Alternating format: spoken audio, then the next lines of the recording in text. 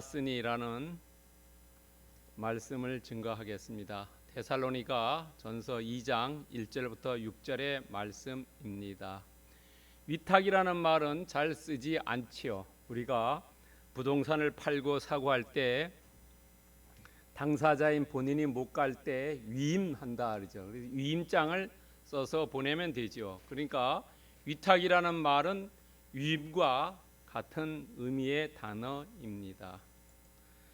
자, 오늘 여러분들과 저가 같이 데살로니가전서 2장 1절부터 6절의 말씀이지요.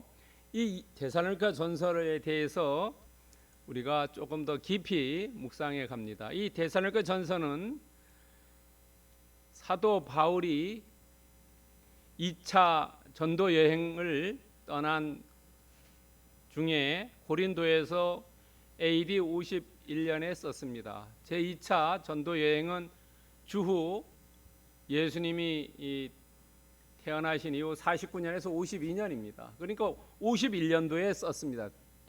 이 데살로니가 전서는요. 한 2년 아니면 한 3년 동안 여행했습니다. 그런데 앞에 부분을 여행한 터키, 오늘날로 말하면 터키지요. 소아시아 지역을 지나서 유럽으로 갔지요. 그래 유럽에서 빌립보에서 지금 데살로니카로 가고 그다음에 베레아, 아덴, 고린도까지 갑니다. 여기에 진하게 쓴 글씨가 여기가 아주 중요한 교회들이 설립된 곳입니다. 여러분 알다시피 빌립보에서는 사도 바울이 두 사람의 중요한 여자분을 만납니다. 한 사람은 자주장사 루디아를 만나서 교회를 설립합니다. 또 한 사람은 귀신 들린 여종을 만납니다. 그래서 불쌍해가지고 여종에게 들린 귀신을 쫓아내버려 줍니다. 그때에 여종을 앵벌이 시킨 오늘날로 말하는 조폭입니다. 그 조폭들이 사도 바울을 붙잡아서 때리고 옥에 가둡니다. 그래서 옥에 가둬서 옥에서 이제 나와 가지고 기도해서 나오지요. 그래서 데살로니까지 옵니다. 암미볼리와 아볼로니아는 그냥 거쳐갔습니다. 그 빌립보에서부터 데살로니카까지 어느 정도의 거리냐면 한 160km 정도입니다. 160km 정도요. 그 먼 거리입니다. 이 160km 거리를 가는데 여기에는 세 사람이 갔죠. 사도 바울과 실라와 디모데 세 사람이 갔습니다. 그런데 이 데살로니카에서 야손의 집에서 기도드리고 하다가 문제가 발생돼서 이제 야반 도주합니다. 베레아로 실라와 디모데가 야반 도주합니다. 그리고 베레아를 거쳐서 아덴에서 누구를 다시 만나냐 하면은 디모데와 만납니다. 그러니까 디모데는 데살로니카에서 별도의 행동을 합니다. 실라와 사도 바울은 아덴까지 같이 갔는데 디모데는 나중에 아덴에서 만납니다. 그 후 사도 바울이 디모데에게 얘기합니다. 야, 데살로니카가 어떻게 됐는지 다시 한번 너가 갔다 와라 이럽니다. 그래서 아덴에서 파송합니다. 가서 한번 보고 와라 이런 거죠. 그런 사이에 이 아덴에서 사도 바울은 어디로 가냐면 고린도로 갑니다. 그러니까 이 디모데는 아덴에서 데살로니카 갔다가 거기에 옛날에 만났던 사람들을 만나고 거기에 상황을 가지고 어디로 오냐면 고린도에서 만났습니다. 그러니까 고린도에 와서 다시 만났어요.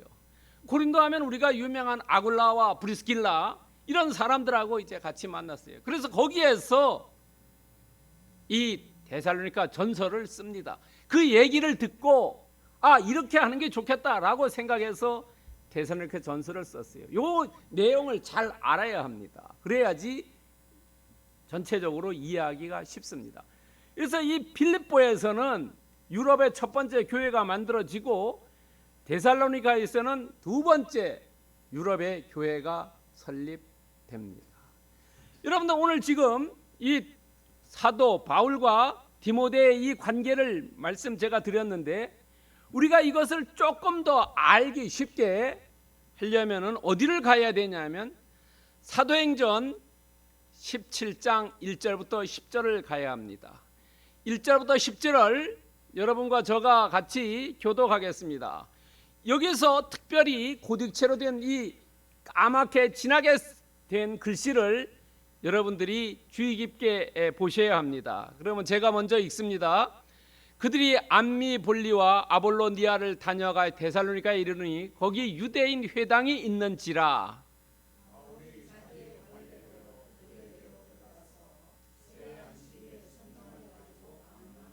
뜻을 풀어 그리스도가 해를 받고 죽은 자 가운데에서 다시 살아나야 할 것을 증언하고 이르되 내가 너희에게 전하는 이 예수가 곧 그리스도라 하니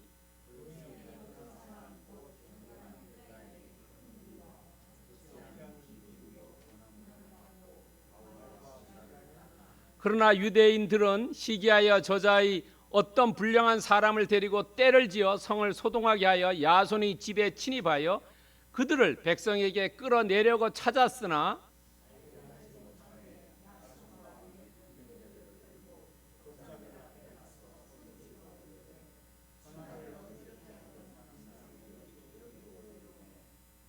야손이 그들을 맞아 들였도다. 이 사람들이 다 가이사의 명을 거역하여 말하되 다른 임금 곧 예수라 하는 이가 있다 하더이다 하니 야손과 그 나머지 사람들에게 보석금을 받고 놓아주니라. 밤에 형제들이 곧 바울과 실라를 베레아에 보내니 그들이 이르러 유대인의 회당에 들어가니라. 아멘. 여기 이 데살로니카에 갔을 때 여기 유대 회당이 있었다는 겁니다. 암미볼리와 아마 아볼로니아는 유대인 회당이 없었던 것을 우리가 추정해 볼 수 있어요. 그리고 이 데살로니카에서 약 세안식일 한 3주간 머물렀다는 걸 알 수 있고 거기서 사도 바울이 증거한 것은 예수가 그리스도다 부활했고 그다음에 그것을 사람들에게 알려준 거지요. 그리고 거기에 결과가 어떠냐면 경건한 헬라인 무리와 적지 않은 사람들이 믿게 됐다. 그리고 그 가정교회가 야손의 집에서 있었고 천하를 어지럽게 하던 사람들이다. 그 당시나 지금이나 이 사람들이 반역자고 역적질을 하고 있다는 거예요. 가이사의 명을 어겼다. 그리고 예수님이 임금이고 우리가 섬기는 임금은 로마의 왕 황제 한 밖에 없는데 이런 플레임을 뒤집어 씌웠다는 거죠. 그때나 지금이나 비슷합니다. 그 다음에 그 사람들이 죄가 없으니까 보석금 내고 풀어줬다는 거예요. 그러니까 이 사도 바울과 실라는 밤에 야반 도주했다는 거예요. 밤에 이 데살로니카에서 베레아로 갔다는 거죠. 디모데를 남겨두고. 이 내용을 여러분들이 이 데살로니가 전서나 후서가 끝날 때까지 이것을 잘 기억하셔야지 전체적으로 이해하기 쉽습니다.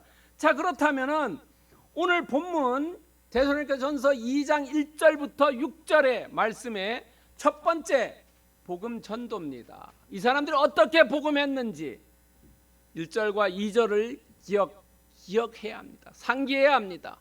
우리가 데살로니가에서 3주간 복음을 전했는데 그것이 헛되지 않았다는 거지요. 왜냐하면 거기에 경건한 헬라인과 귀부인들이 따랐다는 거죠. 복음이 전해서 그 복음에서 싹이 트고 자라났다. 그리고 우리가 고난과 능력을 당했다. 빌립보에서. 고난이라는 것은 뭐냐면 붙잡혀가지고 또 바울과 실라가 매맞았지요. 사도행전 16장 21절에서 24절에 나와요. 그런데 능력이라는 것은 뭐냐? 능력이라는 것은 이 사도 바울과 실라를 그냥 때린 게 아니라 옷을 다 벗겨가지고 때렸다는 거예요. 그것이 능력입니다. 여기서 고난이라는 것은 육체적인 어려움을 준 거고 능력이라는 것은 인격적인 살인했다는 겁니다. 여러분 예수님도 십자가에 달렸을 때 옷을 다 벗긴 다음에 나체로 달렸지요. 인격적인 살인했다는 겁니다. 오늘 사도 바울과 실라도 고난과 능욕을 당했다. 그러나 그 고난과 능욕이 나의 가는 길을 막을 수 없었다. 왜냐하면 내가 하는 것은 하나님의 힘을 입어야 한다. 내 힘으로 하는 것이 아니다. 오직 하나님께서 나에게 능력을 주셨다는 겁니다. 여러분 데살로니가전서 1장 5절에 보면은 나옵니다. 능력과 성령과 큰 확신으로 됐다라고 이야기해 줍니다. 하나님의 능력이 없으면, 하나님께서 성령으로 나를 인도해 주지 않으면, 하나님께서 나에게 그런 확신을 주지 않는다면 할 수가 없다는 거죠. 여러분 생각해 보세요. 이렇게 고난과 인격적인 살인을 당했을 때에 내가 좌절하고 그만두지. 보통 사람들은 그렇겠죠. 그러나 사도 바울은 하나님의 힘을 입어서 내가 갔다. 그래서 나는 선한 싸움을 한다는 거죠. 에베소서 6장 12절에서 이야기하지요. 여러분 우리가 싸움하는 것은 누구냐면은 어둠의 세상 주관자들과 하늘에 있는 악의 영들과 싸운다는 거죠. 혈과 육의 싸움이 아니라는 겁니다. 사도 바울이 싸우는 것은요. 그리고 그것은 하나님의 복음을 위해서 싸운다. 복음이라는 것이, 하나님의 복음이라는 것은 복음의 근원이 하나님에게 있다는 겁니다. 이것을 사도 바울이 편지 안에서 기록하면서 너희들이 이것을 기억하고 이것을 생각해라는 겁니다. 자, 그렇다면은 오늘 우리에게는 어떤 교훈을 주느냐는 거죠. 우리에게도 복음을 전할 때에 어려움이 있다는 거죠. 그럴 때 사도 바울과 같은 담대함을 우리도 가지고 나아가야 된다는 겁니다. 여러분 계시록 22장 18절에서 19절에서 얘기해 주고 있어요. 하나님의 말씀을 많은 사람들에게 복음으로 전도할 때에 더하거나 빼지 말라는 겁니다. 더하면 너에게 재앙을 더할 것이고 빼면 너를 제어버린다. 만약에 사도 바울이 이 당시에 사람들에게 정말로 듣기 좋은 말만 했다면은 이런 능욕을 당할 필요가 없었지요. 고난을 당할 필요가 없었지요. 여러분 입신 출세하기 위해서 정말로 목사들 중에도 어용 목사가 있고 정치 목사가 있고 곡학 아세하는 사람들이 있죠. 성경을 자기 멋대로 해서. 그러나 사도 바울은 그러지 않았다는 거죠. 그런 어려움을 당하지 않을 수 있었다는 거죠. 그렇게 했다면. 그러나 말씀 그 자체에 증언했다는 겁니다. 여러분 우체부가 편지를 전할 때 어떻습니까? 편지 안의 내용을 자기 멋대로 고치지 않고 그냥 그대로 전달하는 거죠. 만약에 편지를 뜯어서 자기가 멋대로 썼으면 어떻습니까? 통신비밀법에 의해서 교도소 가지요. 옛날에 조선하고 일본 사이에는 대마도 교주에 있는 사람이 있는데 소라는 성을 가진 사람이, 그 사람은 한국에서 오는 내용을 가지고 적당히 고쳐가지고 일본 정부에 보내고 에도에 보내고 에도에서 온 편지를 적당히 써가지고 조선 정부에 보낸 적도 있습니다. 그래서 전쟁이 안 나게. 그러나 하나님의 말씀은 어떤 고난과 능력이 온다 하더라도 사도 바울처럼 그대로 우편 배달부가 편지를 그대로 전달하듯이 전달했다는 겁니다. 이것이 복음 전도의 담대함입니다. 여러분 마태복음 5장 11절에서 12절에 예수님께서 우리에게 말씀해 주고 계셔요. 뭐냐면 그런 복음을 전도하는 것은 욕하고 박해받고 악한 말을 듣는다. 그러나 그것에 신경 쓰지 말아라. 그런 사람들은 복이 있고 기뻐하고 즐거워해라. 너희들이 이 땅에서는 보잘것없지만 하늘에서 큰 상이 기다리고 있다는 것을 기억해라는 겁니다. 여러분 우리의 삶이 오늘날 크리스찬으로서 힘들고 어렵고 박해받고 욕먹고 악한 말을 들을 때도 우리는 기뻐하고 즐거워야 된다. 하나님 말씀을 그대로 삶을 살고 그 삶을 통해서 다른 사람에게 전달하는 것이 하늘의 큰 상이 있다는 겁니다. 그렇기 때문에 우리는 말씀에 대해서, 복음 전도에 대해서 담대함으로 나아갈 것을 축원드립니다. 두 번째는 전도의 모습입니다. 3절과 4절입니다. 이것은 태도입니다. 자, 사도 바울이 데살로니가의 사람들에게 회당에서 말씀을 전할 때 권면했습니다. 그런데 이 권면한 것을 대적하는 사람들이 이걸 왜곡시켰어요. 어떻게 왜곡시켰냐면, 권면했는데 그 사람의 권면은 간사함이고 부정했고 속임수였다는 겁니다.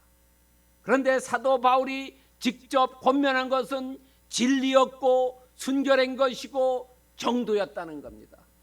자, 간사함이라는 것은 뭐냐면은 영어 성경 보면 에러입니다. 에러로 써놨어요. 야구 경기 보면은 에러하지요. 수비수가 잘못 공 잡은 거 가지고 에러라 그러죠.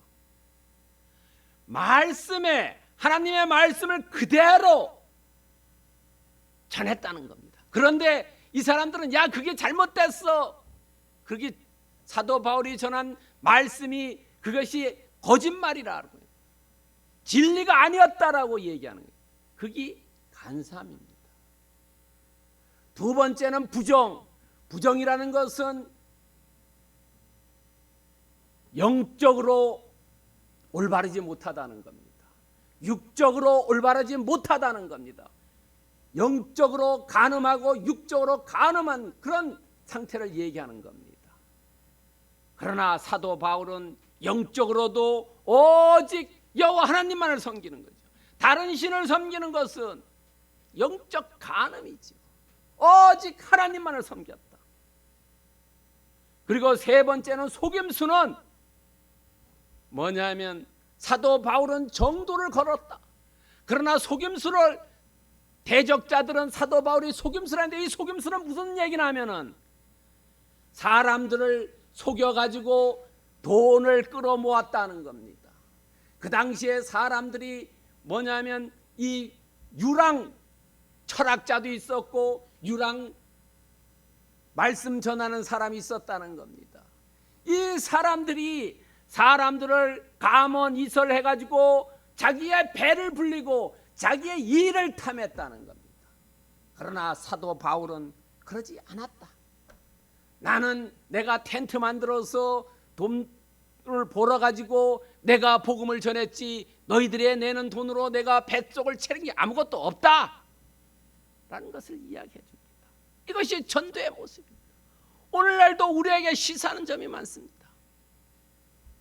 그렇기 때문에 나는 하나님을 기쁘게 하려고 했다.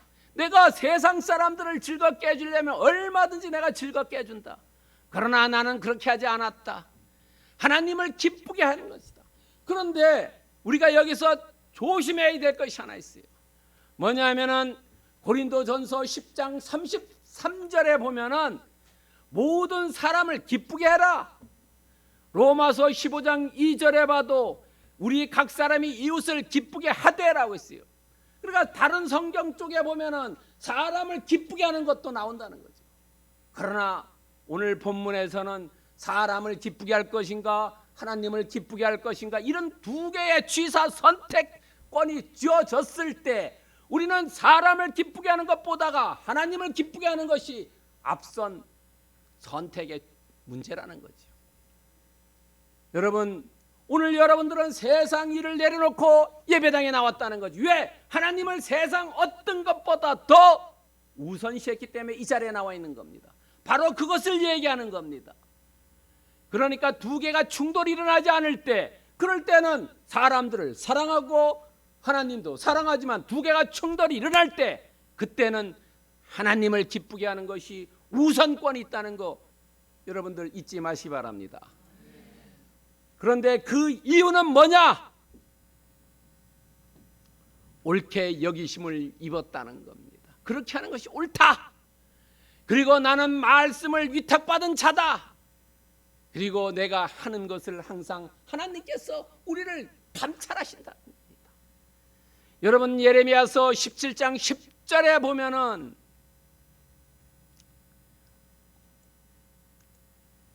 여호와는 나의 심장을 살피고 폐부를 시험하고 각각 그 행위와 행실대로 보응한다는 거예요. 하나님께서는 우리의 마음을, 우리의 내적 동기가 어떤지를 보고 있다는 거죠. 여러분요, 사람들은 그렇게 얘기하지요. 구밀봉검이라는 사자성어가 있죠. 내 배 안에는 다른 뜻을 가지고 있지만은 입술로는 아첨하는 얘기하는 거죠. 입술로는 얼굴은 하하 웃으면서 하지만은 뒤로 돌아가서 칼로 등 찌르는 사람들. 그게 세상이에요. 그러나 하나님께서는 우리의 내적인 동기가 어떻게 되느냐, 너가 어떤 마음으로 하고 있느냐, 그 내적 동기를 살피신다는 거예요. 누가복음 16장 15절에서도 예수님께서도 말씀하셨어요. 뭐라고 말씀하시냐면 너희는 사람 앞에서 스스로 옳다는 자들이나 너희의 마음을 하나님께서 아신다고 했어요. 너희들이 사람 앞에서 나는 옳다라고 하지만 너의 마음속에 내적인 동기가 어떤 것을 지향하고 있는지 예수님께서 보고 있다는 겁니다. 그러니까 우리가 어떤 게 내가 입술로나 얼굴로 나타내는 것이 아니라 내 안에 진정으로 어떤 동기를 가지고 있느냐, 어떤 생각을 품고 행하느냐, 거기에 핵심 포인트 있다는 겁니다. 그래서 사도 바울은 뭐라고 하냐면 하나님을 기쁘게 하는 것이다. 여러분 생각해 보세요.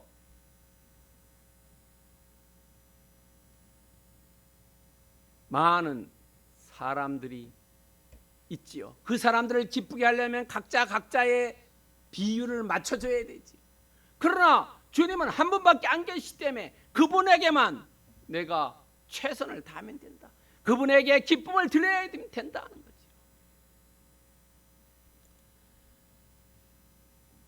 갈라디아서 1장 10절에서도 비슷한 말씀이 있습니다. 내가 지금까지 사람의 기쁨을 구했다면 그리스도의 종이 아니다. 그리스도의 종은 우선권이 여호와 하나님을 기쁘게 하는 것이다. 효자와 불효자의 기준이 뭡니까? 부모를 기쁘게 하면은 효자고 부모의 근심 걱정을 하게 하면 불효자 아닙니까?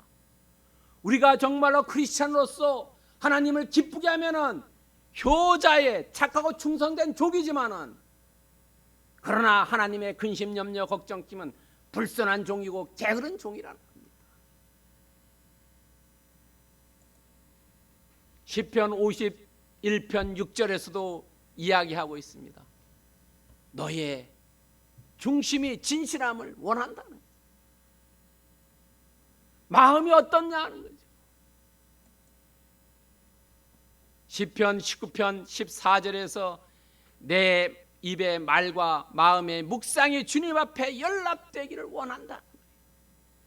정말로 우리가 말하고 생각하는 것이 주님 앞에 옳다고 내 내적 동기가 기쁨을 드릴 수 있는 그런 상태 되기를 지금 시편 기자는 원한다는 거죠. 우리가 예배당에 와 있지만 내 마음은 다른 곳에 가 있으면 원치 않죠. 그러니까 내 입의 말, 내가 말하는 것과 내 마음의 묵상, 내 마음이 생각하는 것이 일치가 되고 주님께 연락되기를 원한다. 이것이 주님을 기쁘게 하는 거예요. 세 번째는 전도 회고입니다. 5절과 6절입니다. 이 모범을 얘기합니다. 전도를 어떻게 해야 될 것인지. 아무 때에도 헬라어로 포테라고 얘기합니다. 이 말은 아무 때에도 잘 의미가 확 안 오는데요. 한글 다른 성경 버전에 보면은 지금까지 어떤 때에도 어느 때든지로 번역해놨어요. 우리가 보는 개역개정과 다른 한글 버전 성경과 번역이 다릅니다. 똑같은 헬라어인데 다르게 번역했습니다. 그런데 여러분들이 읽다가 아무 때보다도 지금까지나 어떤 때에도라고 그 단어를 바꿔서 읽으면 훨씬 더 그 구절이 이해하기가 쉽습니다. 자, 이 사도 바울은 세 가지를 내가 안 했다고 얘기합니다. 첫 번째는 아첨하는 말입니다. 아첨하는 말을 해서 듣기는 좋은데 그 사람이 덫에 걸립니다. 잠언에 보면은 아첨하는 사람은 아첨 당하는 사람 앞에 덫을 놓았다고 합니다.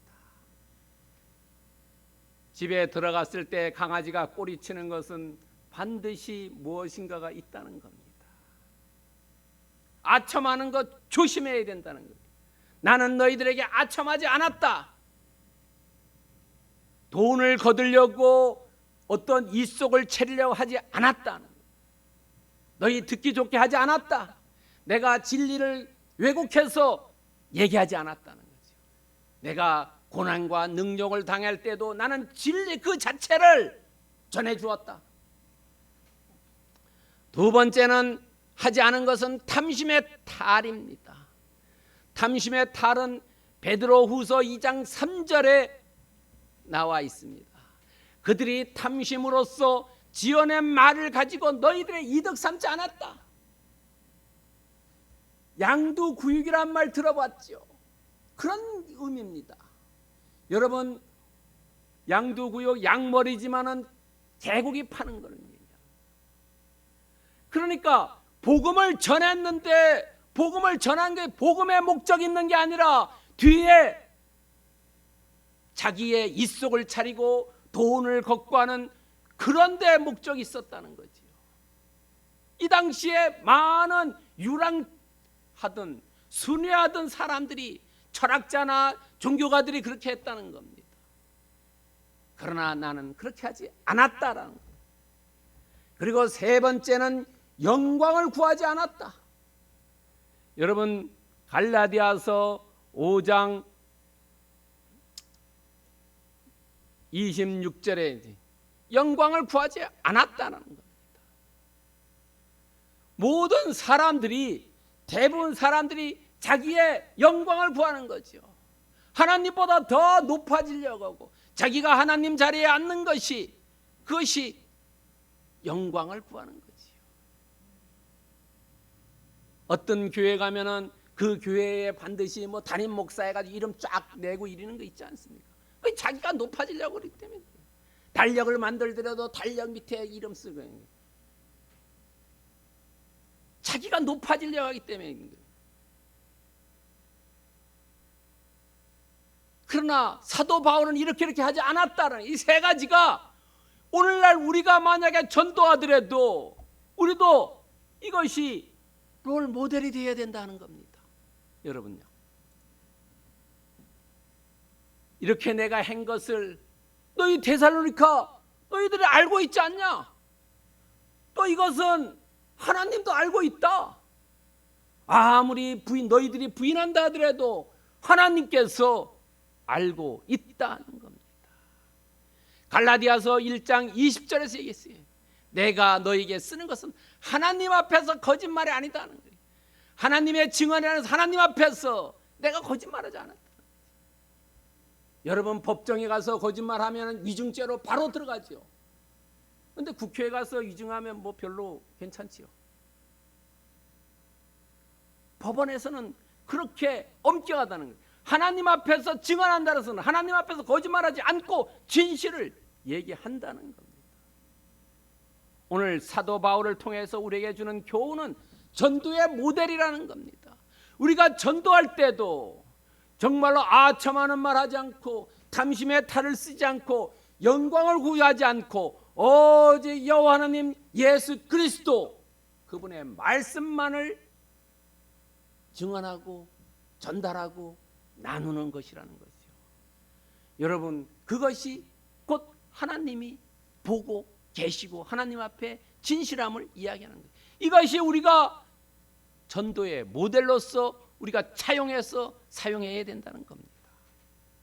여러분, 요한복음 5장 44절에서 예수님께서 말씀하고 계시요 하나님께로부터는 영광은 너희들이 구하지 말라.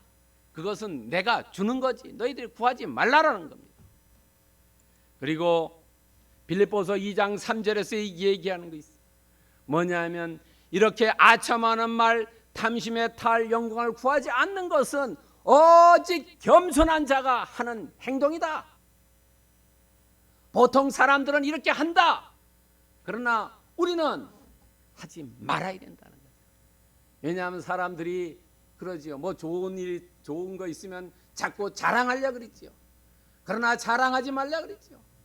좋은 것은 숨기고 나쁜 것은 자랑하라 그러지요. 병은 자랑해야 낫는다 그러지 않습니까? 겸손하게 너희들이 전도해라는 겁니다. 내가 그렇게 했다. 그러나 잘못하면은 로마서 2장 24절이 된다는 거예요. 하나님의 이름이 너 때문에 모독을 받는다. 여러분 크리스찬이 잘못하면은 제 기독교 교회에 다닌다는 아이가 저렇게 한다. 이렇게 해서 욕 들어 먹는다. 누가 욕 먹냐? 하나님이 욕 먹는다. 주님이 욕 먹는다는 거예요. 그래서 우리가 전도할 때도 주의해서 하나님을 기쁘게 해야 되는데 오히려 먹칠할 수가 있다는 거죠.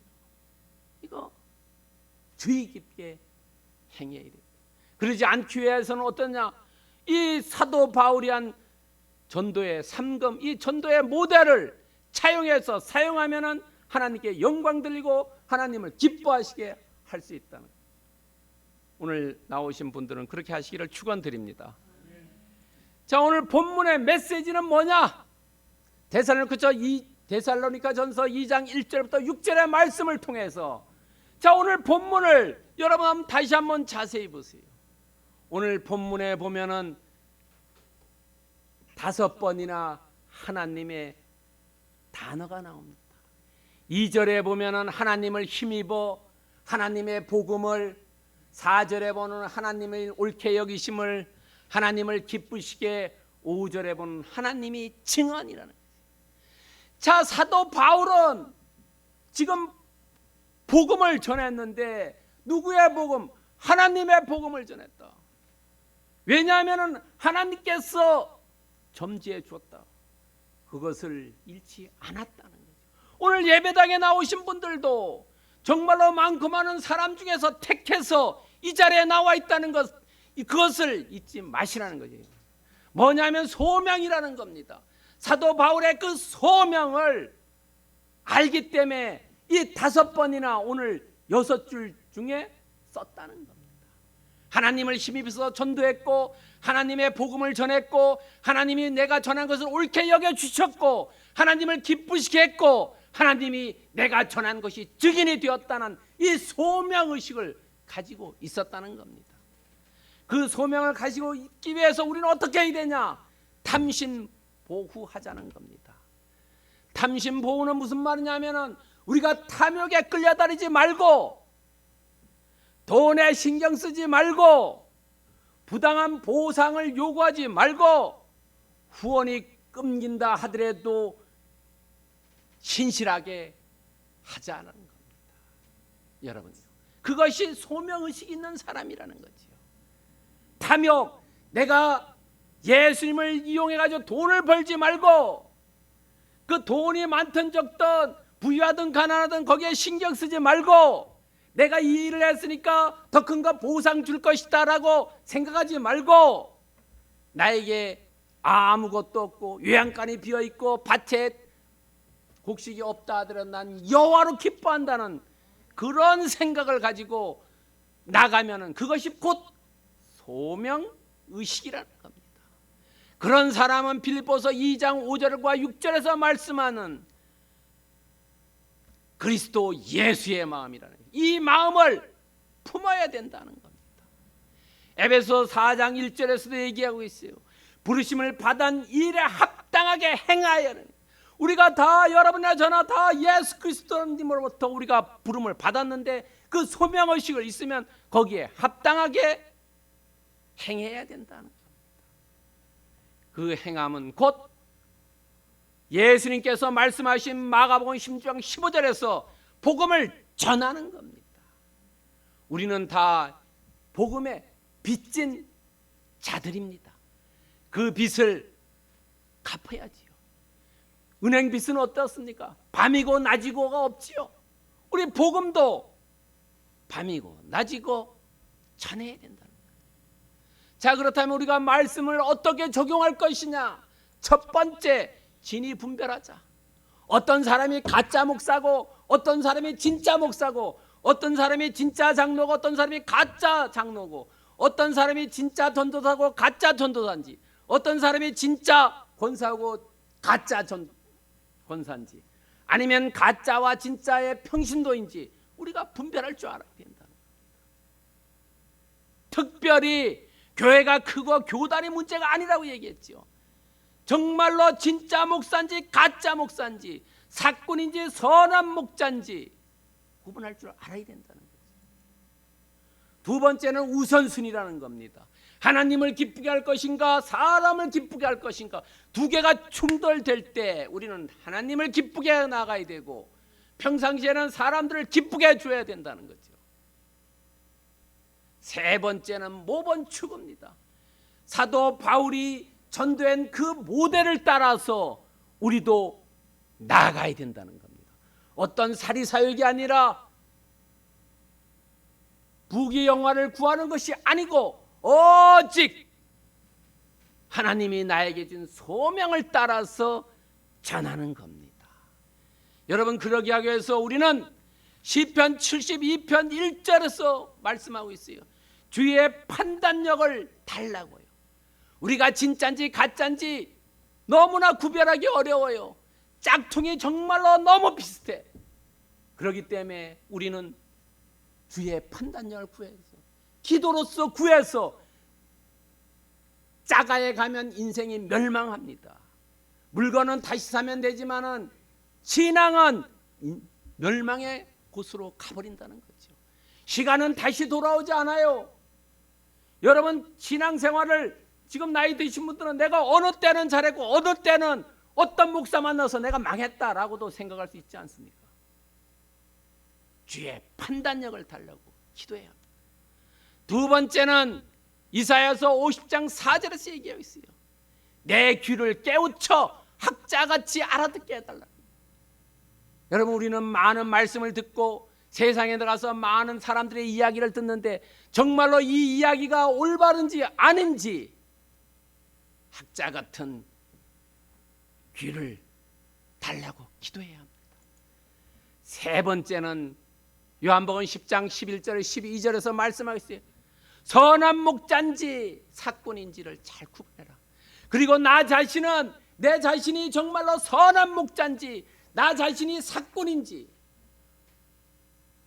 다른 사람도 평가하지만 내 자신도 평가받아야 된다는 거죠.